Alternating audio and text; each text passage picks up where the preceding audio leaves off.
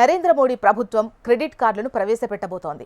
ఈ credit card పరిమితి 5 లక్షల రూపాయల వరకు ఉంటుంది. అంటే 5 లక్షల లోపు డబ్బును ముందే ఖర్చు పెట్టుకోవచ్చు.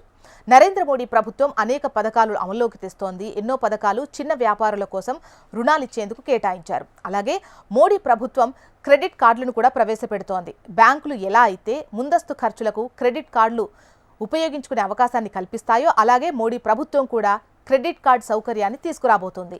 ఈ క్రెడిట్ కార్డ్ ద్వారా ఎంతో మంది వ్యాపారులకు మేలు జరుగుతుంది. ఈ ఏడాది ఫిబ్రవరి నెలలోనే ఆర్థిక మంత్రి నిర్మలా సీతారామన్ బడ్జెట్ను సమర్పించారు. అలా బడ్జెట్ను సమర్పించినప్పుడు 5 లక్షల రూపాయల వరకు పరిమితి కలిగిన క్రెడిట్ కార్డులు ప్రవేశపెడతామని చెప్పారు. ఉదయం పోర్టల్లో నమోదు చేసుకున్న వారికి ఈ క్రెడిట్ కార్డు అందజేస్తామని చెప్పారు. మొదటి ఏడాదిలో 10 లక్షల కార్డులు జారీ చేస్తామని వివరించారు.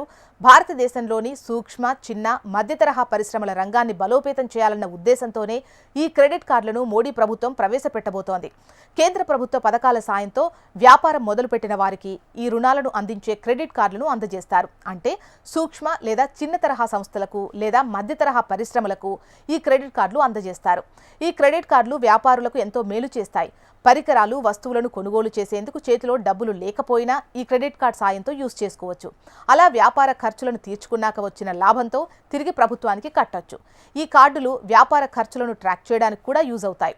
తద్వారా ఖర్చులను నియంత్రిస్తాయి. ఈ క్రెడిట్ కార్డులు బ్యాంకులు ఇచ్చినటువంటి క్రెడిట్ కార్డులలానే రివార్డులను, క్యాష్ బ్యాక్ ప్రయోజనాలను కలిగి ఉంటాయి. అలాగే ఈ కార్డుతో టర్మ్ లోన్లు తీసుకోవచ్చు. తిరిగి చెల్లించడం వల్ల వారికి ఎన్నో ప్రయోజనాలు కూడా ఉంటాయి.